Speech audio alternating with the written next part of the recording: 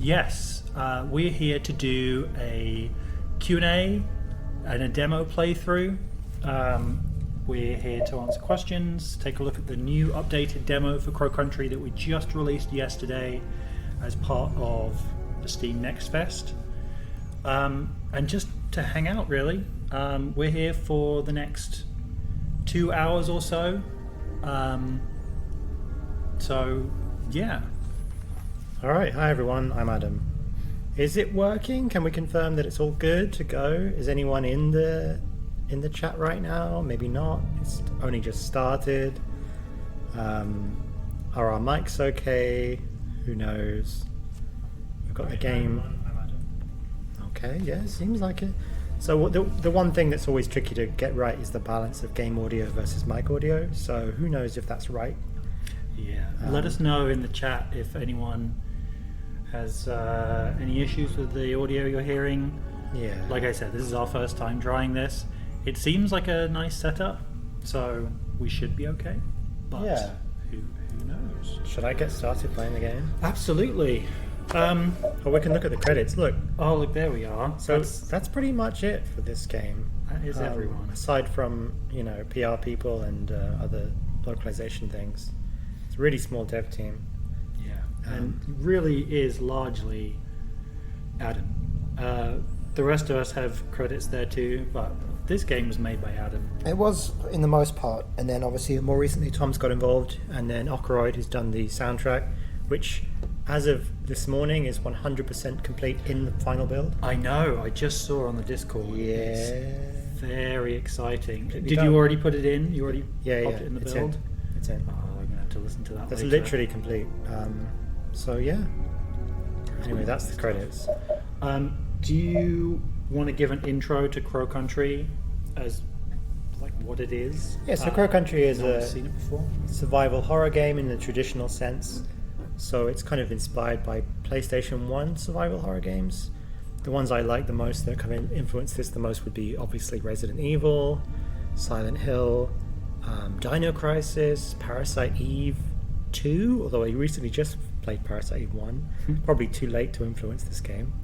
But yeah, that kind of thing. So it's kind of low poly, classic survival horror with, puzzles and inventory management of a sort, and limited resources, and a spooky story and a number of characters to meet along the way. It's that kind of game. So if you like Resident Evil, Silent Hill, anything like that, then, and maybe you felt like horror games have shifted away from your personal tastes, then this is a shifting back probably to something that you would like, because that's certainly my perspective on it. Yes. So yeah, you play as Mara Forrest, who is exploring an abandoned theme park called Crow Country. It's been closed for 2 years, and it's in a mild state of disrepair for that reason. Should we get started? We can chat as we go. Yeah, We've been on the title absolutely. screen for far too long. Why not? So real quick, I added so survival horror mode is basically just normal mode, like in basic intended gameplay mode, and then exploration mode is for people that probably will enjoy everything this game has to offer except for the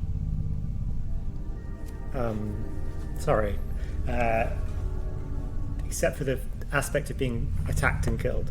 So anyone who says, I can't play horror games, they're too scary, they're too stressful, you can play exploration mode and you get all the story, the puzzles, the exploration, the atmosphere, everything.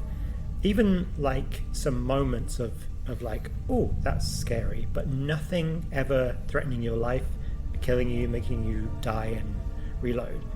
So you can basically play it quote unquote safely like that. Right. As more like a 3D graphical adventure at that point? Yeah, it basically becomes an adventure game, a spooky adventure game, which it is anyway, regardless of which mode you play. Right. One of them is just a risky adventure game, and the other one not so much. That date there uses the system date of your hardware, so every year this intro sequence will be slightly longer, given that there's one more number to tick down to 1990. Come back and play it in So 100 years. it's already shifted. Obviously, when I put that in, it was 2023, and now it's 2024. So that intro has changed. So in 10,000 years, that intro would be really long and you'd probably want to skip it.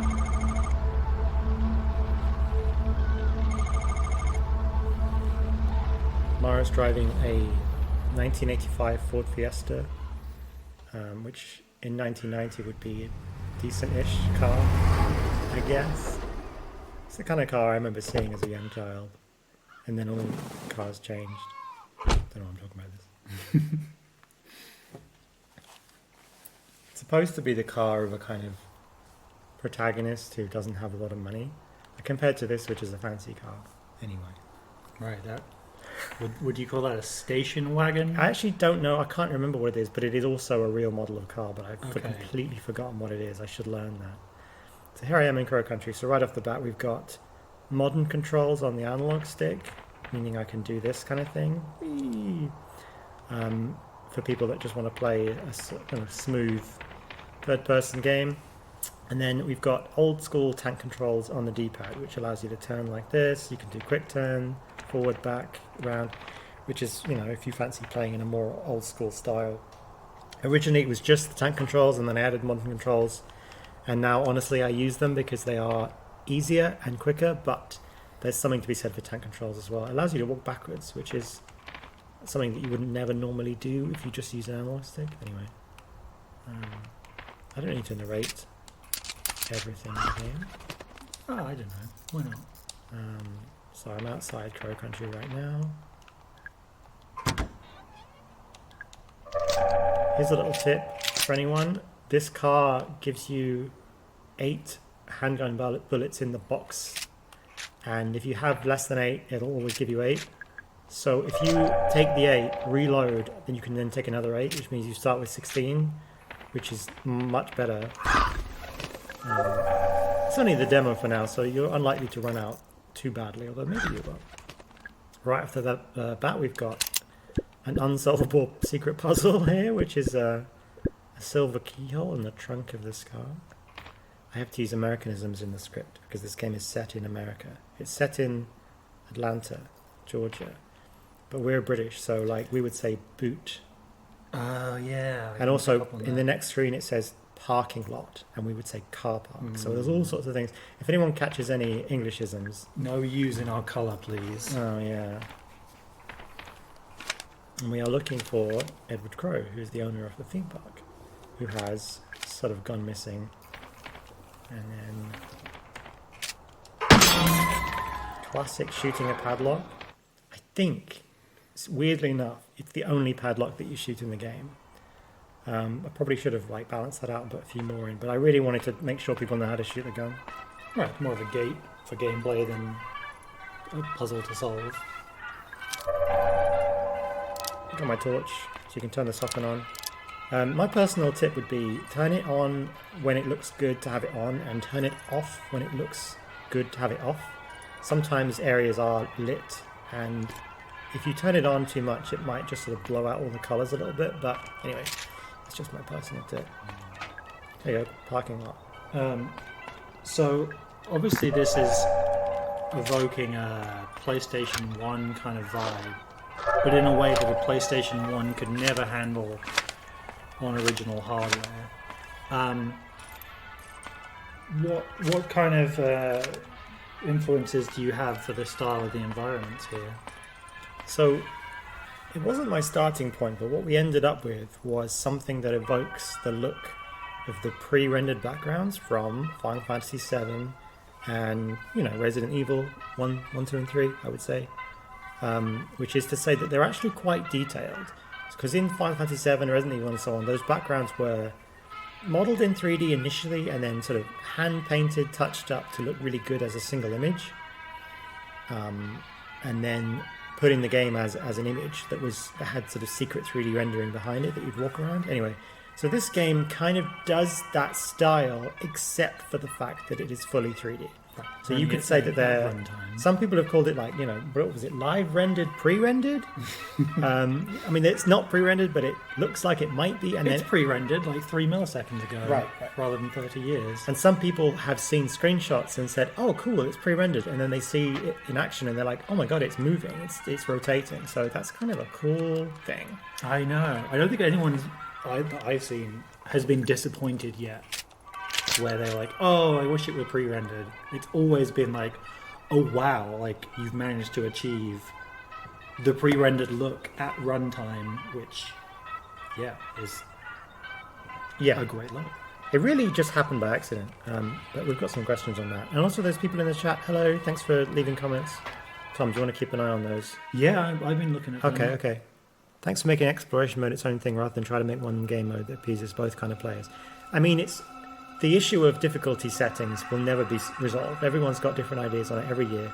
But really, it was a case of sort of sidestepping that entirely and saying, okay, you either play this survival horror game or you just play this adventure game, which is equally as cool.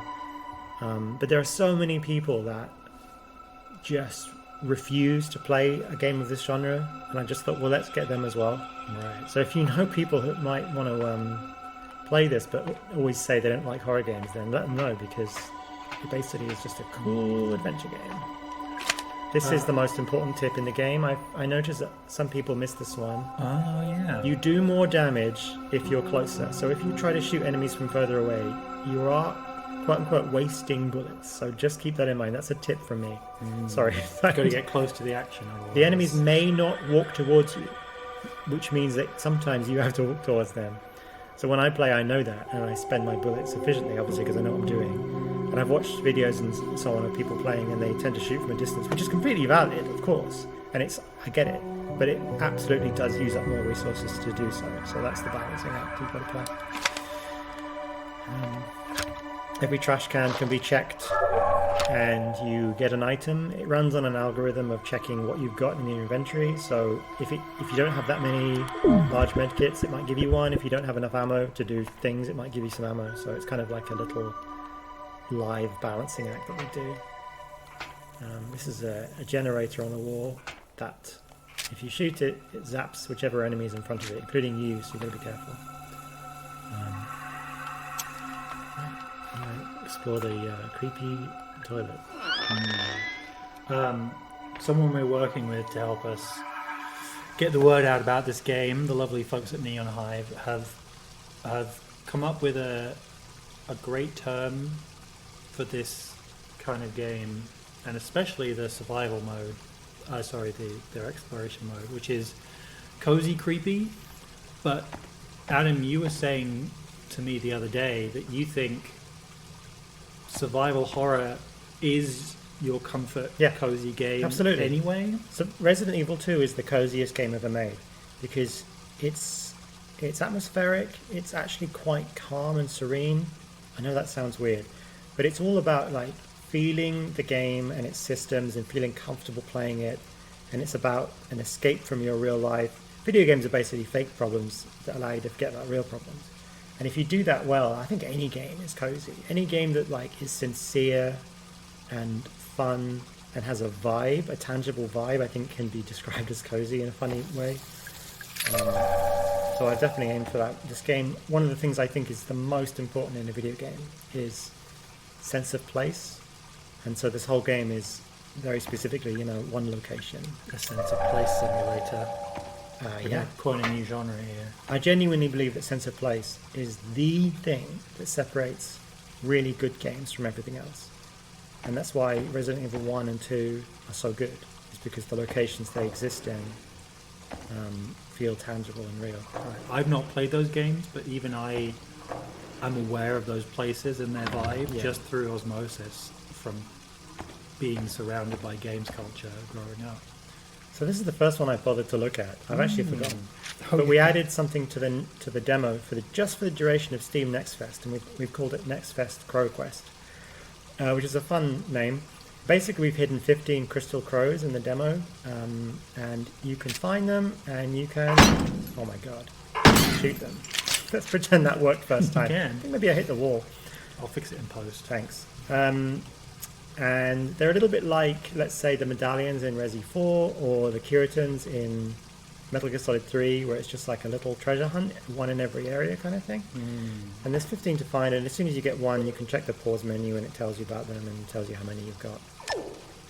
Just a little fun thing to encourage you to explore, because you have to basically go everywhere in order to find them all. So there are some areas in the demo even that you can absolutely skip by if you're just running through to get to the end screen. yeah. And just to encourage a bit more exploration. Yeah, it's a good way to sort of check, like, how much of the demo have I actually seen? If you've got all 15 Crystal Crows, then you've done a great job. By the way, this bathroom was listed as unisex, I believe, but it only has, well, let's not get into it, but it has urinals anyway. Yeah, that doesn't seem right, does it? She literally asked, is this a men's bathroom? Is there a women's bathroom? Who knows? Also, every video game has trouble with mirrors. Unless you're doing ray tracing, there's no way to do it that's good. And so I've gone with the PS1's classic of just making it look so grubby that it would not be a reflection in it in the first place. I had a go at a few versions of giving her a reflection in the mirror, and it is not worth it. But there we go. It's something that games have struggled with for a million years, and there's a million different ways to get it wrong. A lot of handgun ammo to find if you know where you're going. Some actual crows. It's the crows from Crow Country. Wait a minute, there's no crows in Crow Country. So there's a lot of locked doors. This is something of a hub area. And this game basically works on the Metroidvania style, which is very much how Resident Evil 1 and 2 work as well, where you're passing through areas with locked doors and you come back later with keys and switches and so on and unlock the areas that you couldn't get to before. So there's a certain amount of backtracking, but it's sort of part of the game design in general. So I basically refer to it as like a single unfolding location where you unlock more and more doors throughout the entire game. Some shotgun shells. The shotgun is, spoilers, not in the demo, so I'm picking these up just for the vibes. But there is a shotgun in the full game and it's incredibly useful. I think it was featured at the end of our most recent Taser trailer. Yes, shown it for the first time. Hey, should we start working through the questions? Because we've got... Sure. Do you want me to... You can just read one out. We'll start at the top. Yeah. So, question number 1. Will you guys be adding any unlockables for repeat playthroughs, like cosmetics or infinite ammo? Infinite ammo, that immediately evokes Metal Gear Solid 1. For me, with those unlockables at the end, made a second playthrough. Either way, whether you got the invisibility or you got the infinite ammo, made a second playthrough a fun playthrough, not a serious experience the story playthrough. So, well, You just talked for a while there. are we? Yes, the answer is yes. So at the end of the game, you get a rank, which is basically your typical, BAS kind of thing. I won't tell you how it's calculated, but you get a rank, and based on your rank, you will unlock certain things or not. And there's a couple of different things, and they are basically there to encourage you to play again and have a bit of fun with some different elements that weren't in the game on your first way through. So definitely repeat playthroughs are something that hopefully would be fun to do. Sure. And also maybe you just want to play it again to get a better rank, to unlock the things in the first place. So that's the whole system. So, as far as I understand it, if you get the lowest rank, you get nothing, is that right? Yeah, that's currently correct. And then if you get the one rank up from that, you'll get one unlockable. And if you complete the game next time from there, you would get two unlockables, both unlockables. You wouldn't. Metal Gear Solid 1, you had to pick and choose which ending you got, right? And you would only get one unlockable, so then you had to go through multiple times to if you get the S rank unlockable, you'll also get the A rank and B rank unlockable. So you wouldn't have to do. That's pretty unlikely that you'd have to do. You have to do runs where you do it worse to unlock those things. So, exactly. So in theory, you can unlock everything at once, but it's going to require a pretty good playthrough first time. Yeah, and I'm not telling you how the rank is calculated, so you can't game the system. One day you can look it Even up. I don't know. Maybe I don't even know. Plausible deniability. That's something. A lot of keyholes already. Yeah, it's worth keeping an eye on them. I can't do it. Let's do another question since we're just Sure. around in the demo right now. will the game's soundtrack be available after the game's release? So the soundtrack is by Okoroid. You can look them up online. They're absolutely amazing. And the answer is yes, we definitely want to do that. We have plans to do that. The soundtrack is amazing. There's a lot of tracks. It's one of those soundtracks where you're going to be clicking through like many tracks from different parts of the game. Not all of them are like, you know, pieces of musical music in traditional way. Some of them are just like ambient noises. A lot of beds. I think. But there's a number of really standout pieces as well. So it's going to be a really fun soundtrack to have. Absolutely. And we do want to release it in any number of ways that we can get away with doing that. How did you come across Okoroid as someone you might want to work with on this soundtrack? I watched Harry Partridge's CGI animation called Ghost Bleed, which is a parody of PS1 survival horror, which was basically made for me and no one else. I get all the jokes, ha ha ha. And it was so good. It was so like genuinely lovingly made as a parody of PS1 survival horror. And one aspect of that was the music. And I looked up who did the music, and it was Okoroid, and I was like, this person gets it. They just know what's up. So next thing you know, Okoroid is doing the Crypt Entry soundtrack. So thanks, Harry Partridge, our old Newgrounds friend.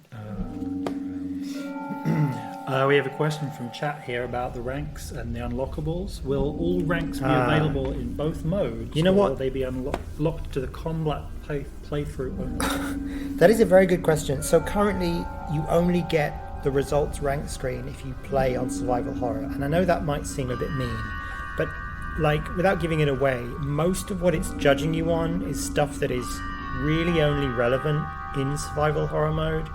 So I thought it was a bit weird to just to kind of hand out S ranks to people who played on exploration mode, even though they didn't achieve them. And also the bonus things that you get for getting the ranks are also kind of combat adjacent. Right. So you wouldn't be able to use some of them in exploration mode anyway. So that really is the one kind of tangible, like, okay, if you play exploration mode, you're not going to get a bonus item for beating the game. Right, but you might not want them. Yeah. Maybe you'll be encouraged to play again on survival horror after you've played through and, you know, have a go at it. But yeah, I know that seems a bit mean, but that really is, mechanically speaking, what we had to do. Good question, though. It's something I thought about quite a bit. We've got a bear trap here, we've got a red barrel. We've got a mushroom house that is not accessible in the demo, so let's not worry about him, although he's definitely a cool thing. This is a key code that was in the trailer. Did you guys ever play Thimbleweed Park? There was a bit in that game where one of the solutions is you have to go watch the Kickstarter trailer, and there's a secret in the Kickstarter trailer, and you have to do that to progress with the game. It's a bit like reading the Meryl's codec number from the box of Metal Gear Solid 1. I'm not saying that you need to watch the trailer to solve that puzzle, but the number was in the trailer, so you could ultimately skip that if you wanted to. It's the same as looking it up, I guess. We have our first NPC here. He's injured. Shining a light in his face. Bit too dark with it off, bit too bright with it on. Good work, me. So this game does not have voice acting. You know, this game is made by a tiny team with a very small scope and no budget, so voice acting was not on the cards. So it's just kind of ticking noises, and that's just the way it is. If I did do voice acting, I would love to do that. That's on my list of things that I would love to hit next time if I make another survival horror game one day. And it would absolutely be, you know, deliberately bad voice acting, which I think has so much merit. Or not necessarily bad, but like pulpy. Right, I know what you mean. Like, not necessarily badly read, but hammed up a lot. Yes. And just like before the trend for realism came along, video games sounded a certain way. And maybe it would be considered lame or bad, but there's a certain charm to it. Anyway, this game doesn't have voice acting. So wishlist now so that we can do well with this one and make another one. You know I'm already writing another one. Yeah, probably. So Arthur's been moved and we now have a code for Tree Lady 3814. This barrel cannot be broken. Someone in chat prefers the blip blip blips anyway. Yeah, so this is the thing, like, voice acting is only good if it's good. Otherwise, I would rather have blips. There have been games, and I won't say which ones, where I've turned off the voice acting and it's more immersive and more enjoyable.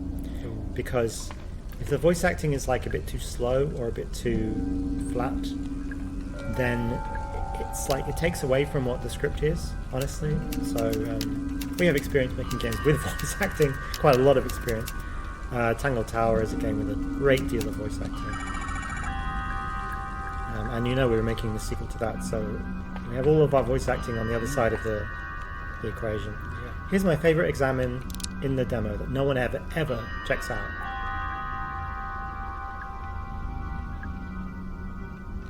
Oh. And then you go back. You learnt no lesson.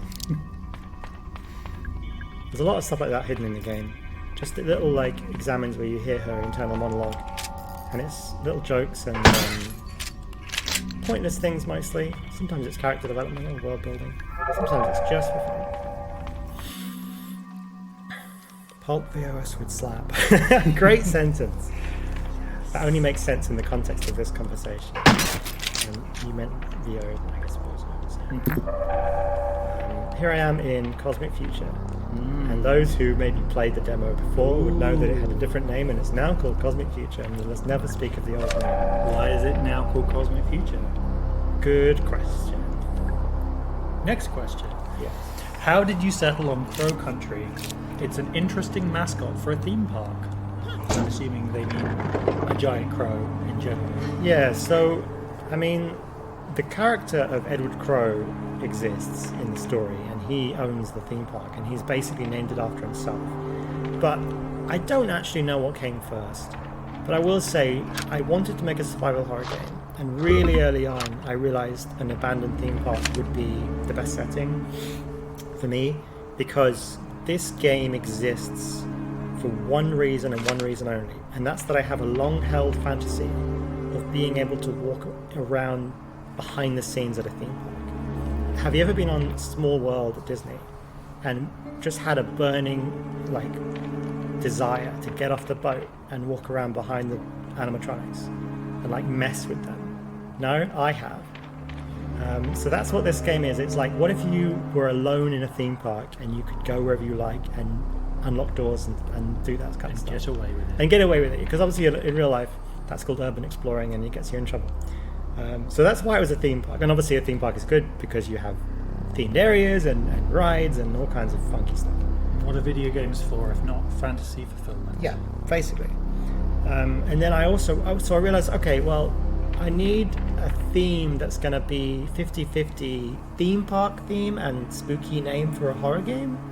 So in the end I landed on Crows and Crow Country because they kind of ride that line between something that could be kind of fun, kid-friendly theme park branding and also something that's just inherently slightly eerie and horror branding.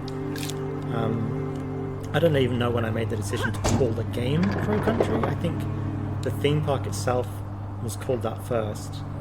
And then I was like, what am I going to call this game?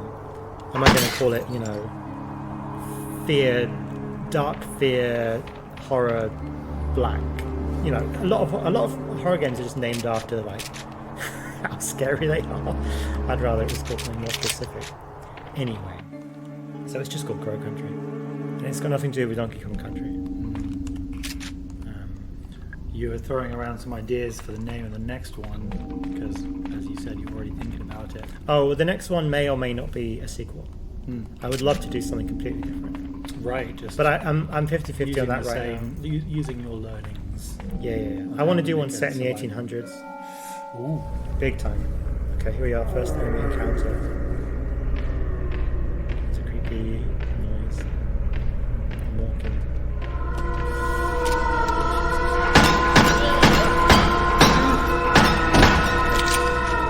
Head came off.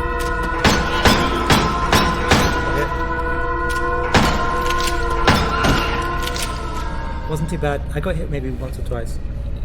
So yeah, stand closer to them, try and get headshots, and they take fewer shots, but they also take more damage if they're bigger, and I'll be honest with you, that's a random thing that happens on spawns. So if you see a big one, know it's going to take a few more shots, and if you see a small one, no, it's going to take slightly fewer shots.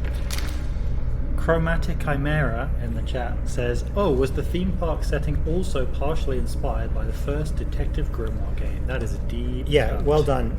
No, but it's me, and apparently that's what I like, because also Secret of the Swamp, Detective Grimoire, was a tourist attraction as well. So apparently I just like that kind of thing. So Adam and I have been making games, I worked out the other day, together for 22 years now, which is amazing and also terrifying.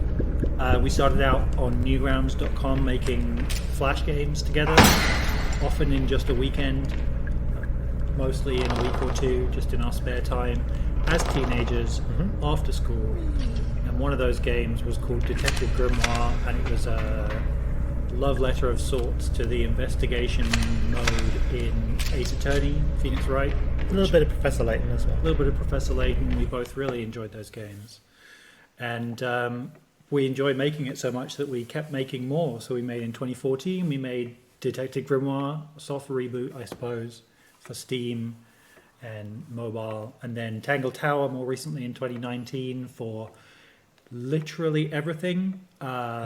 Steam, Xbox, PlayStation, Switch, Stadia, very briefly. We launched 2 days after Stadia shut down. We killed Stadia. I think we did. We're the Stadia killers. That was us. That's definitely a great name for a serial killer. So, yeah, we've been making games for a while now. But Adam, I would say this is your first fully made game solo. You've made a lot of prototypes by yourself before. You've never sort of, even a tiny game, you've never fully built out a game to completion. Yeah. How did this game start life? So during lockdown, I was playing Dreams on PS4. And if you don't know, Dreams is the spiritual successor to Little Big Planet, where you can make games. And I made a horror game called Horror Card, which is a survival horror game set in a spooky graveyard where you play as a cute teddy bear driving a Mario Kart. And the whole thing is done through Mario Kart controls, but it's a survival horror game. Go look it up in Dreams, it's fun. And I enjoyed making that so much, I was just like, I need to make a real one, so I can own it and sell it and brand it and everything. And so I started making it for fun, as a fun little hobby project. I'm going to sit down, there we go. And it just grew and grew, and lockdown was long enough that by the time I told Tom about it, there was almost a full game there. And so it was like, well, I guess this is an official SFB project and we're going to finish it and release it, and that's what we're doing right now. But yeah, it did kind of happen by accident, honestly, because we were working on The Mermaid's Tongue, which is the follow-up to Tangle Tower, kind of officially, for the longest time, and then we ended up with this one as well, and this one has ended up being finished sooner. It should be out before The Mermaid's Tongue, we can say that much. Right, both this year. Yeah. But we've never had, we have a cadence of usually sort of 3 or 4 years between games, but we're having 2 in this 1 year. So someone says the siren sound is horrific, so good. Yeah, I agree, it's amazing. It genuinely unnerves me to listen to it. That's what I mean when I say some of the music is not really music. We talk about that as a music track, but it's basically just like a horrible noise that occasionally plays. So yeah, credit to Okroyd for some of the amazing, horrible sounds in this game. Yes. It's so good. I was editing the trailer a couple of days ago with that sound music in, and it was an unpleasant experience. And there's some even worse stuff. There's some stuff in this game that will make you shudder just to listen to it. I think that track is internally called the Moans Choir, which is a horrible word. Removing the traditional survival horror auto-aim is so cool, a good innovation I haven't seen before, says Tony Finale. You know, it's funny, every week or so I get someone asking to put auto-aim into the game, and I'm like, no, I'm not going to do that because there's a number of reasons why I just couldn't. But yeah, I guess it is kind of traditional to have it, where you kind of just hold your gun out and just see where the character points, but there's so many reasons why I didn't want to do that. I'm sitting in the sofa just for fun because in a video game, if there's a big chair, your character needs to be able to sit in it. That's the tradition from the rule. Castlevania, and also famously Resident Evil 4, when he does that cool pose in Sadler's Throne. This is the save room and the save room music. The number one most important thing to get right in the soundtrack was the save room music, where it's kind of calming but slightly unnerving. And I feel like a lot of the time the save room theme is the most memorable one. I'm not saying it is for this game, maybe it is, but it's the most important kind of centerpiece of the soundtrack that you come back to it. Save rooms are a really important aspect of good survival horror for me, where you offer up a space that you know is safe, and you get a chance to take stock, check your items, save. This game doesn't have a magic item box or anything like that, but Also, something you may have missed, check out this painting. Looks normal, right? If I stand over here, you can see that there's like an oval shaped indent. How interesting. Anyway, let's move on and not talk about that anymore. This is the cabinet. Now, some people have brute forced this. There's a code here, and the solution to this code is later in the game as a secret thing. And it's optional, it's a whole secret optional puzzle. Some people have brute forced it, or maybe just guessed it through logic. I won't do it, because you're not really supposed to get it in the demo, but if you look it up online, you could probably find someone talking about it. Spoilers, this note, the story kicks off on March 21st, 1988. That's the day I was born. Is that relevant? No? Question mark? Okay, here's the map. It's the map. You've got doors that are locked, doors that are not, doors that are open, and then this is Okoroid's idea, was that if you've not been to a door yet or been near it, it's unknown, which is to say Mara doesn't know whether or not it's locked or not, so I put him as grey, just so you don't get given all the information straight away when you get a map, and you actually have to do a bit of manual exploration. And yeah, it doesn't give you a exact location of where you are in the room, and it doesn't show you where you're pointing. I apologize. The number one reason it doesn't do that is because that means I can make the map a lie. The map rooms only have to be an approximate shape, whereas if you put a character icon in, they have to be exactly right. Anyway, let's just go down this hallway and expect nothing to happen. Nothing's happening. Literally not worth it, I'm leaving. Cool.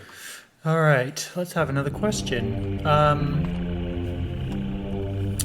Did you begin with the concept of a live pre-rendered game that became a horror game? Did this concept come out of prototyping a horror game early on? You touched on that a little bit earlier, but what point did you start aiming for that aesthetic, I guess? Yeah, so it completely happened by accident. Your traditional PlayStation 1 inspired indie game has low poly everything, because that's PlayStation for the most part. And what happened with me is I kind of started with that idea, but I just couldn't help myself but decorate the environments, because I enjoyed doing that, and I enjoyed putting textures on them, and I enjoyed putting detail on them. And so eventually they got to a point where they didn't look like low poly PlayStation 1 backgrounds anymore. And I'd already put the pixel filter on the camera, and so I was just like, oh, they look like pre-rendered backgrounds. Honestly, it happened by accident. I did not intend for it, it's not my idea. But I definitely realised it about halfway through, and then we've leaned in. You were telling me that quite often you build scenery whilst looking through the camera? Yeah, everything is done through the game camera. So one thing I think is a really good tip in general is never make assets in isolation for your video game. Because the only thing that matters is how they look in situ. And by that I mean from the angle of the camera, at the distance that they're seen from, with the lighting conditions, everything matters, right? So I will literally model stuff while looking at it through this game camera, the one that you're seeing right now, even with the pixelation.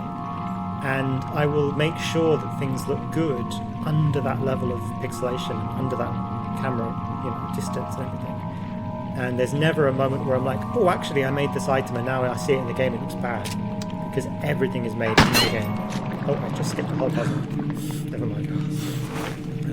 So yeah, that's one of my sort of tricks to get the aesthetic to work, is to just not guess. I just make it in situ. There we go, I cleaned the pond. You can skip this puzzle in a few different ways. Well, as in you can just brute force it. Got the bronze key. So that's your classic inventory item for puzzles. It's the only one you get in the demo. technically. Also, check this out, Easter egg. Bye. Oh, She's dead. poor fairy.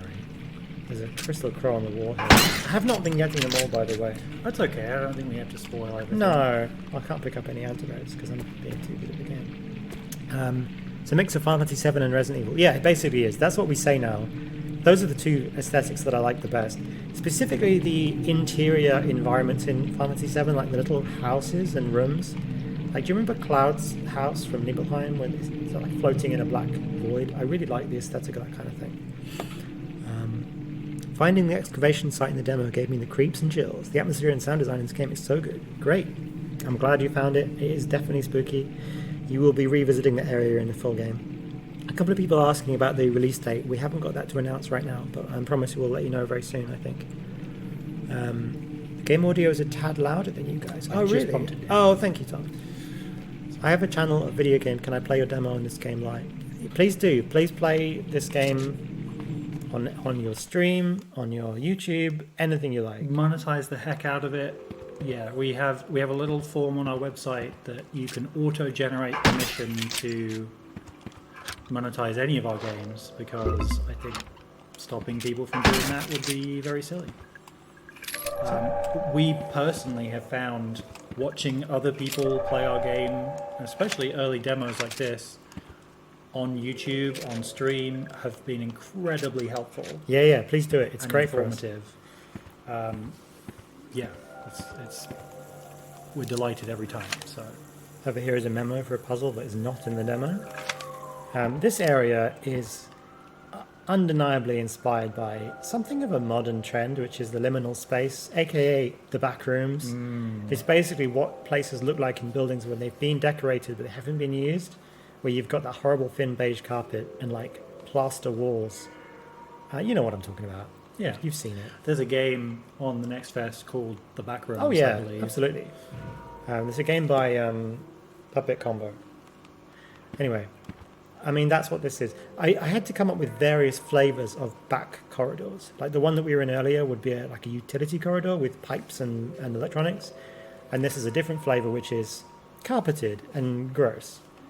If you played the demo before, you might be expecting me to get the Magnum laser sight from this wall, and I am going to, but it's been a change. We've now got this model Cyborg Crow. There's a bit of story there, and then you get the Magnum laser sight from his eye, which is a fun context for that collectible.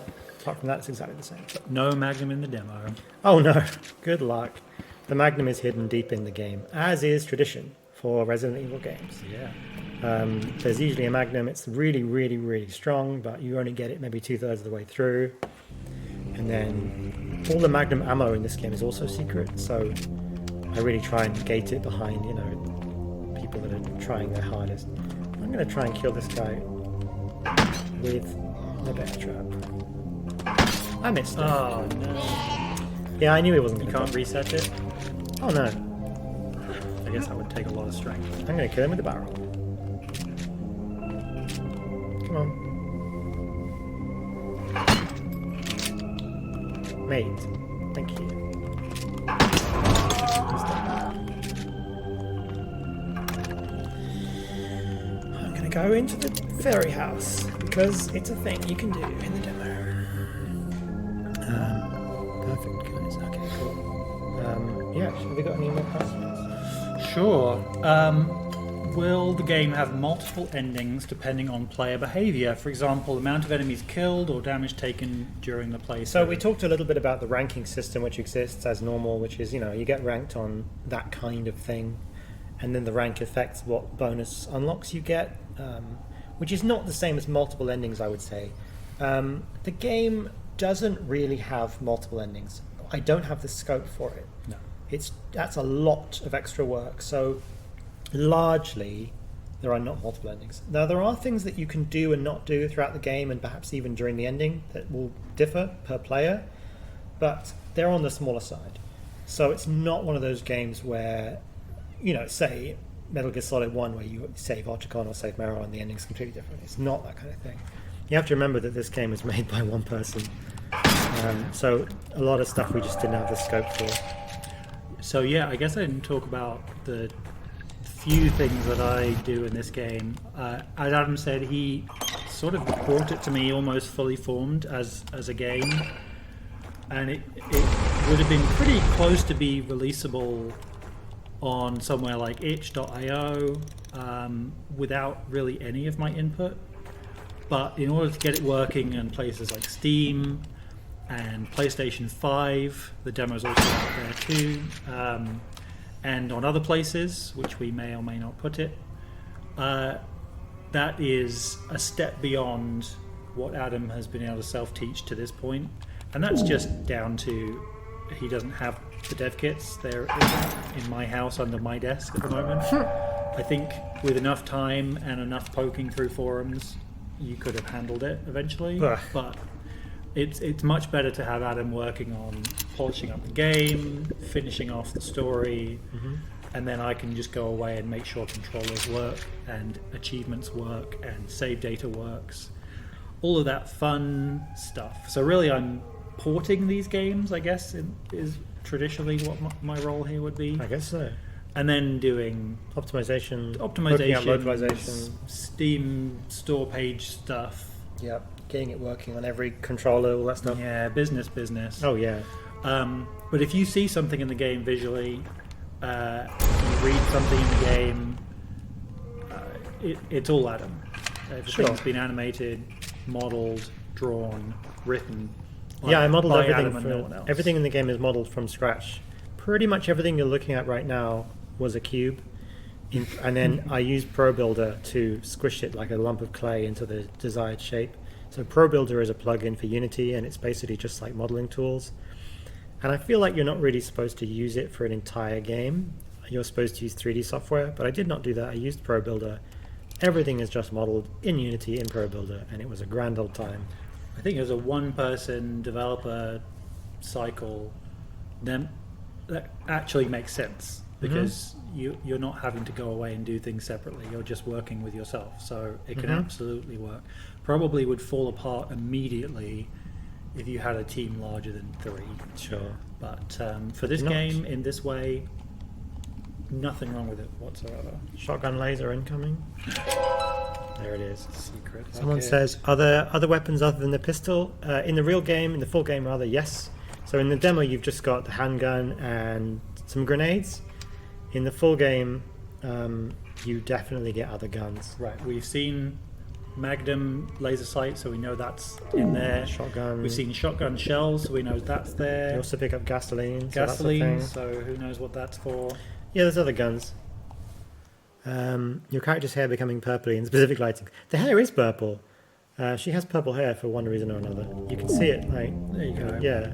In the character portrait. Yes, it is supposed to be purple. Murky brown lighting. I missed it twice. Stadia port. Yeah, sure. Can't wait to find out what's down there. Yeah, you don't want to know. The language at the launcher for the gaming. We're still working on that. We haven't got that to announce yet in terms of which languages are going to be available. But it should be more than just English, right? Yes, absolutely.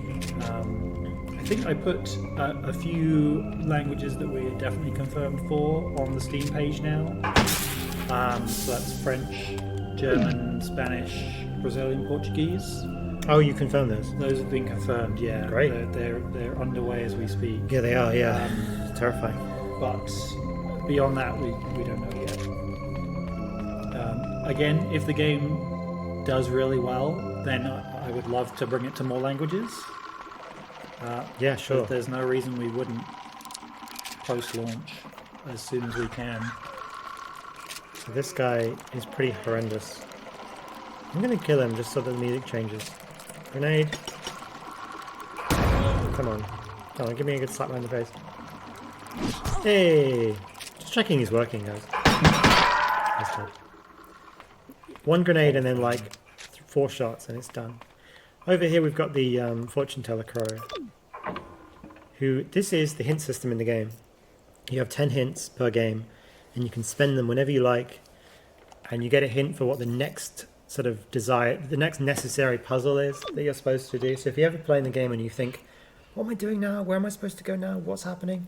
This guy will give you a nudge, and you can pay again and he'll give you further info on the hint that he gave you. So if I pay 2, he says where to go. Now, of course, this is useless because I'm playing the demo, but in the full game, you may want to use that if you get stuck. There's a crystal crow up there. I thought it would be nice to put it kind of in the story, in the world of the story. Right. And you can find him, or versions of him throughout the park, right? Yeah, there's a few of them, so you don't have to come back to this one area. There's a few other areas where he shows up. Chromatic Chimera says, I adore the staff memos. In other games, the note systems tend to be kind of clunky, but the ones in this game fit right in, at least for me. Yeah, all the staff memos and gameplay tips are sort of just one page of text. So they're quite easy to read, easy to spot on the walls, and they usually give you hints towards what the puzzles are and how they work. There's other types of files and notes in the game as well, but that's the system. I think we saw a newspaper earlier. Yeah, there's like diaries and newspapers and all the kind of traditional stuff. So this is save room number 2. And it's it's kind of the world's worst model railway, in that there's just 2 railway tracks. And you can press these little buttons, you get some info on a train. Maybe this is for a puzzle later, who knows?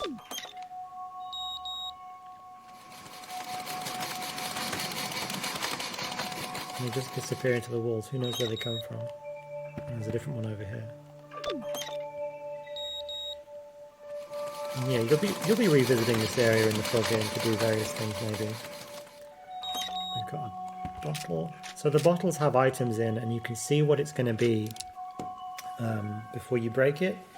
And they're semi-randomly generated by a secret algorithm. So you might see a bottle maybe with an antidote or something and decide it's not worth the handgun bullet to open it. In which case, leave it alone. Come back later and it might be something else. I know that's crazy, but that's how that works. It's one of the Crow Country fairies running around replacing items in bottles. I'm actually out of bullets, so there we go. Yeah. Just pick some up. And then the wooden crates, they are the same thing except you can't see what's going to be in it until you break it. So you're taking a gamble there. And sometimes they might even be empty, which ultimately means you wasted your handgun shot. Some people have asked in the past if there's a way to break them without spending a handgun shot, and the answer is no. It's a deliberate design decision that you have to make the choice to spend a bullet to open something like that. And if you think it's not worth it, you can not do it. You know, that's the idea. Yeah. So bullets become currency of a sort? They are a currency, absolutely, yeah. There's a crystal crow hiding here. Look at him. Oh. 12 or 15, I missed 3. Gameplay tips. These are fourth wall breaking, but they're pretending to describe other video games, I guess. Never mind. Yeah. Who knows who put them on the walls? Yeah, it's a funny thing to put on the wall. Yeah. But they're inspired by the look of early 90s magazines or late 80s magazines, which is like, we very briefly would have been reading like Mega Drive magazines as kids, or Genesis rather. And they looked a bit like this maybe, so that's why they look so colourful and silly. And then these are just like staff memos. And every save room has these 2 little books. It's got a book of all the staff memos that you've found so far. So if you're in a save room, you can take a moment to read through them, all the ones you've read, and check for things that maybe you haven't done yet, or maybe you can do now. And then they also have a magazine, which is all the gameplay tips that you've read so far. So you could just flick through these and remind yourself of like everything you've learned. And so if you see either of these, it means you're in a save room. So go look for the save point. And the save points in Crow Country are always fire, but every single save room is a different source of fire. So the first save room is a fireplace, and you'll never see another fireplace. Every other save room is something else. So be on the lookout for fires in general. I recently added this function. I deleted my save. That was me. Well done, Tom. You're welcome. That works.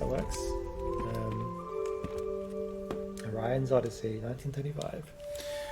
Chromatic Chimera says, are the bullets in Mara's car trunk actually infinite, or is there an upper limit to how many bullets you can grab from it in a single playthrough? So they are infinite, but they only ever put your ammo box at 8. So if you have 7 bullets in your ammo box, it'll put it up to 8 by giving you 1.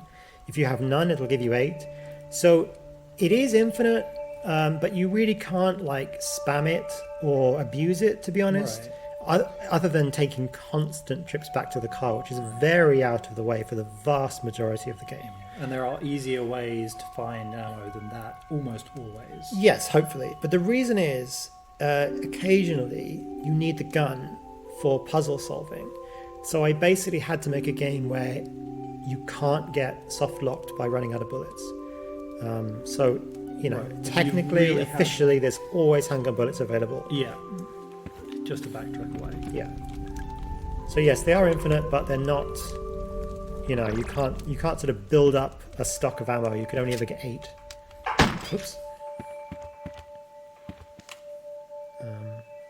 Even opening boxes demand survival horror item consideration. You guys get it. Thank you. Right? It's all about decision making. The best horror survival games are making me make decisions on what I'm doing, where I'm going, what I'm spending, what I'm not spending. So I'm almost done with the demo. I'm going to go back and speak to Arthur in the car because it's something you can do in the demo. Should we check the last few questions? Sure. One question here is, will there be Mac support in the future? I guess that's a question for me. Yeah, I think so. Whether or not we get it in exactly for the launch date is unknown at this point. But if we don't, I would imagine it would be fairly shortly after launch, so it shouldn't be too long to wait. Yeah, sure. We have been building out Mac builds from now and again. Someone who's working on the project uses a Mac, so we know it works. It does work, yeah. It's just an extra bit of work to get it up and running. Right. So nothing to announce just yet, but hopefully. I think this was Kimlin that asked. This might be a silly question, but will there be certain sections of the game where you possibly have to play as or switch to another character? Not a silly question at all. It's a really traditional thing in these kinds of games to have a little section in the middle where you play as somebody else. So to answer the question, no, Crow Country doesn't have that. You play as Mara all the way through to the end. And there's never a time skip. You never get taken away by a cutscene. You never leave Crow Country, I'll say, although there's more going on than you think. But yeah, obviously, Resident Evil 2, you've got sections where you play as Sherry, or I recently played Vampire Hunter D on PlayStation 1. Nobody's played that, but there's a section where you play as Layla, who has a gun, and she's just way better than D, and it's really funny. But no, we haven't done that. That is on my list of things to do next time. Right. There's some tropes you just couldn't hit because of the scope. Yeah, making a whole second character that functions and has their own inventory and stuff would have been too much to fit in. But I like the vibe of it. But right here, speaking of other characters, you've moved Arthur to the car and you can go chat to him. And he's just hanging out. He's sitting in the passenger seat, I guess. Yeah. I'm English, so it looks around the wrong way to me. Mara's talking to him. There's a little bloodstain on Mara's dress there. She gets them from getting hurt. And it might not be working 100% right, but they're supposed to go away when you're fully healed. So if I was to heal to fine, they don't go away immediately. But if I go to another area and reload the scene, they should go away. So if you see a bloodstain on your dress, it means you probably need to heal, unless you've just healed. Yeah. Tony Finale in chat says, you guys are destroying survival horror tradition by not having a lame partner character. I mean, that's the thing, that those sections are normally annoying, but there's something to be said for them anyway, because sometimes it's good to put annoying, distracting stuff in your game. I like the section in Resi 4 where it makes you play as Ashley, because they cleverly realize that you're picking up items to give to Leon afterwards, so it feels like you're still playing the real game. You're helping. Yeah. It's like her actions are not irrelevant to the main game, which is exactly the trick to it. But anyway, no, Crow Country doesn't have that. Sorry, everyone. Who would you even play as? Well, you haven't met most of the NPCs yet. So. Yeah. Make the next one a buddy comedy, survival horror somehow. This was Kimmon's question. I hope this isn't too late to ask. Does exploration mode also include the story elements of the game? Yes, it does. The only thing exploration mode doesn't have is the fighting. So it's exactly the same game in every way, except there are no enemies, / nothing will attack you, / nothing will hurt you. So you can basically play it and experience the full story. The only difference is, story-wise, there should be enemies walking around, right? But you just have to kind of make a concession for that, and we're working to make some things that kind of clean up that disparity. Like maybe you find enemies, but they're dead on the ground instead of upright and attacking you. But it's identical in every way. All the puzzles are there, all the stories are the same, except for the thing we mentioned earlier, which is that you don't get bonus items because I really can't rank your performance if you haven't had to do any combat. It just doesn't quite work. I wonder how many people found this when they played the demo. So this big crow is guarding something behind him that looks like it might be an elevator. And there's a button here, turns him around, and you can open up his back panel, and there's an empty slot, and I don't have the item for it. And then there's a button over here that says walking sequence. That does not work. And you can see he's on a little track, which looks like it goes this way. So this is a puzzle that you will not solve for quite some time in the main game, and certainly not in the demo. But there he is anyway. If only he'd, like, move out the way, you know? That's I know, I feel like you could probably fit through there if you squeeze. Well, maybe the elevator is off. Oh, yeah. And then there's a secondary thing you have to do as well. Oh, yeah. Fair There's a enough. telephone here. Nobody. Over here I need a different item. Did I go in all the rooms? All of the rooms available, yes. I Alright. believe so. Okay. Well, so if you played the demo, and if you haven't, please do, even though you just watched me play. Go find all the pros. How many did I get? 13. oh. I left 2 secret for you. So that's the end of the demo as it stands right now, and you get 3 little very tiny, very pixely videos of areas from later in the game. On the right there is the arcade, and she's currently playing the mermaid quiz, which is something I talked about on my Twitter a while back. But these are supposed to be teasers. We don't really want you to see too much. But there's all kinds of different locations and theme park rides and attractions and other horrible non-theme park areas. And there we go. That's Crow Country right now. So we're, you know, it's going really well. We should have dates to announce and other information. We haven't really talked about platforms. Currently all we've got is Steam and PS5 in terms of confirmed platforms. Yep. The PS5 has a demo as well, and you can go wishlist it or whatever on there as well if you want to. Yeah, gosh, that's about it, I think. Yeah. How long we've... If anyone in Oops. chat has Excuse me. any more questions we can answer, Yeah, happy to take happy to do it. more answers. Oh, sorry everyone. I keep clicking on my notepad file. Here I am in the game. We're good at streaming. I guess you could do a dev speed run. How fast can you complete the game? I'll do the speed run. As a minimum. Why not? I'll do the speed run. So there's a speed run on YouTube. I think it's like 1 minute 12 or something. All right, I'm going to time you. I don't know. let's do the speed run. All right. When do we start? From roadside booting up? Yeah, it's gonna have to be, isn't it? All right. Okay, you ready? Yep. Go. Okay. I mean, that wasn't like, you know, super tight. We can retime it later. I'm through. I'm doing it. I don't need the light. Who No. needs the light? You can just run around in the dark. It's fine. Yeah. I'm running at full speed. I'm bobbing, I'm waving. I don't need the light. It's still there. Spoilers. Not spoiled. The system.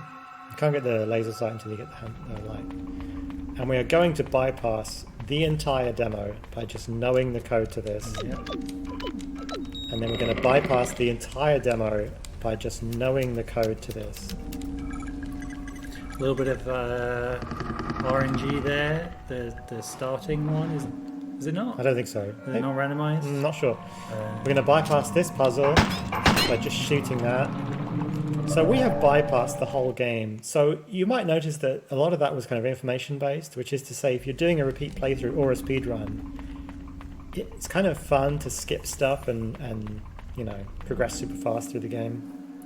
So I'm really curious to see what the actual speed run is For the final game. for the final yeah. game. Alright. Okay, yeah. I got slapped. And then No, that's kind of cool time. All right. Because it's loading. So that was 1 minute and 18 seconds. That's how long this demo is if you know exactly what you're doing and just run at full pace and skip everything. there you go. Yeah, you can skip everything if you know what to do. It's kind of there's a few puzzles in the game where there's ways to skip them if you know what's up, and it's really designed for repeat playthroughs when you can be cheeky and do that. Right, you don't have to go information hunting all around the park. Someone said, Tony Finale says, does the opening date tick down faster if you say play the game 100 years in the future? No, it doesn't. So it will ultimately get slower every year unless you skip the intro. I guess if we're talking about timing it for a speedrun, people will skip the intro, so it's okay. Sorry, archivists who are looking at games 100 years from now. I think that's kind of funny, isn't it? Also, it's kind of poignant to be like, the further you are in the future, the more you have to travel to get to 1990. Right? Thematically resonant. Good.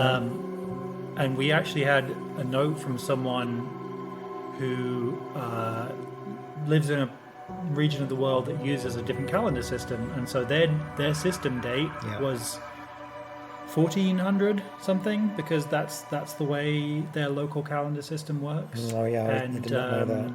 We didn't know that up front, and so it was going to count down from 1400 down through 0, wrapping around to minus 2 billion, then all the way down. It should and check back when again. it goes to 1990 or less, so I'm not quite sure. Maybe It does now. You fixed it, right? Well, yeah, and also I've clamped that date so that Right. it gives you a sensible number. Right. So we fixed that. But originally it was not. Yeah, so I knew it was a risky strat giving it the system date. we learned something.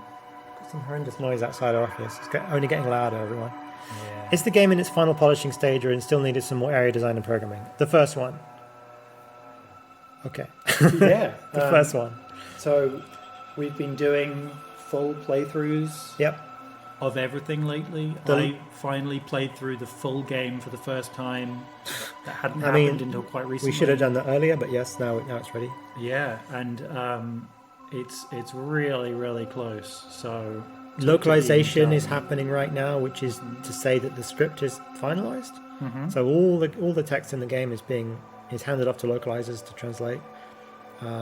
It really is just like final QA, and then all the actual act of making the builds for all relevant platforms and then everything. There's a lot of work to do, but the game is definitely in its final polishing stage. So expect some news soon, hopefully, on that front. Yeah, absolutely. So yeah, I wish I had more to talk about, but the demo is not massive, and we've just looked at all of it. I'd love to talk about more of the game, but hopefully we can do that soon. Yeah, absolutely. We just put out a second little sort of teaser trailer which shows a couple of other areas. I think we will probably try and do one more real trailer, probably for a release date announcement. Yeah. So that will be the final trailer we make, and then shortly after that the game will come out. You can play it, and yeah, that's it. So wishlist the game, follow us on Twitter if you use it. What's your Twitter account? So my Twitter is at SFBDim, so that's SFBDIM. Dim is my kind of local nickname, and Tom's is SFB Tom, which is his name. And we don't have an SFB Games Twitter, and there's no Crow Country Twitter, so you kind of just need to follow both of us really and see what's up. But there'll be announcements on the Steam page, with any other news as well. And please, if you've got stuff to chat about other people with, you can use the Steam discussion forums. It's quite a fun place to discuss the game. There's always people talking about the game in there. Yeah, we're trying to be active in there, so any feedback, any questions you have down the Yeah, line. I can't always answer every question for various reasons, but yes, I try to be active in there and answer questions when I can. I think we better wrap it up because we've got nothing else to talk about. I know, we could just waffle on for another... I know, but I think let's give it a real ending point, shall we? Because it's almost 3:15 now, so we played for an hour and a quarter, which given that the demo is only so long, I think is appropriate, to be honest with you. Yeah, absolutely. So thanks so much for tuning in. And if you're watching this on some kind of recorded re-upload, thanks for watching it. Yeah, I think I might set it to repeat right now. Okay. Because why not? So hello everyone in the future who's watching it. Thanks for watching it. See you in an hour and 15 minutes. Yeah. Okay. Great. Thanks everyone. Thank you. And hope you enjoy the game when it comes out. Bye.